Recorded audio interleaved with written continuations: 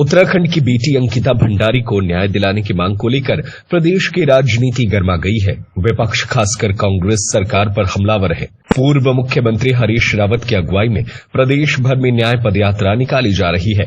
यात्रा के दौरान रावत मुख्यमंत्री पुष्कर सिंह धामी और भाजपा सरकार से सवाल पूछ रहे हैं कि सरकार की चुप्पी क्यों है और ठोस कार्रवाई से अब तक परहेज क्यों किया जा रहा है। हरीश रावत ने इस मामले की सीबीआई जांच हाईकोर्ट या सुप्रीम कोर्ट के सिटिंग जज की निगरानी में कराने की मांग की है।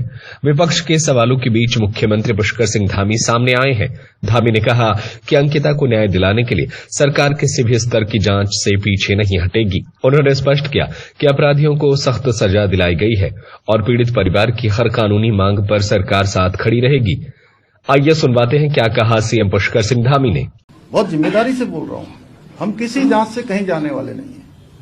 हमें जो जांच की आवश्यकता पड़ेगी हम वो सब जांच करवाने को तैयार है। आपको पता है पिछली बार छात्रों का मामला आया था, तो छात्रों के मामले में हमें लगा कि भाई 8 दिन हो गए, 10 दिन हो गए और सच में छात्रों को लग रहा था कि कोई इसमें गड़बड़ है, क्या है।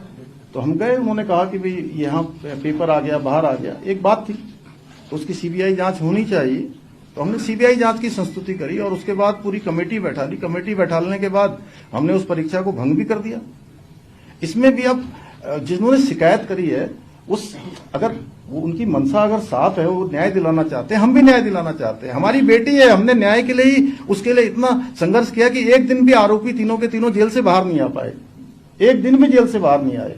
आप बताइए, आपको लग नहीं रहा है कि षड्यंत्र है? अगर ये मोबाइल बंद करके जाना, एक ऑडियो रिलीज करके, एक ऑडियो रिलीज होता है, उसके बाद प्रेस कॉन्फ्रेंस यहां नहीं होती है, प्रेस कॉन्फ्रेंस दिल्ली में होती है और हमारे जो प्रभारी जी का नाम लिया गया, प्रभारी जी ने अपने, आप लोग भी सोशल मीडिया देखते हैं, पुलिस ने भी वेरीफाई कर लिया, सारे अकाउंट ट्विटर सब देख लिए उनके।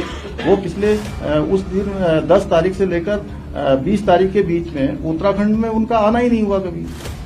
ये तो आप लोगों ने भी सारा रिकॉर्ड देख लिया होगा, उनकी जो पुरानी फेसबुक इत्यादि देख लेंगे तो उसमें आ जाएगा सारा।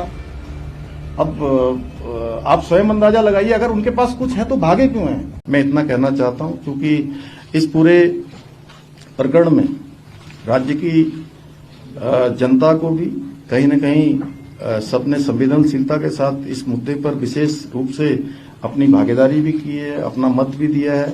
लेकिन सबसे ज्यादा प्रभावित उनके माता पिता, परिवार के लोग उनके हुए हैं। मैं राज्य के मुख्य सेवक के रूप में उनकी मां से, उनके पिता से बात करूंगा।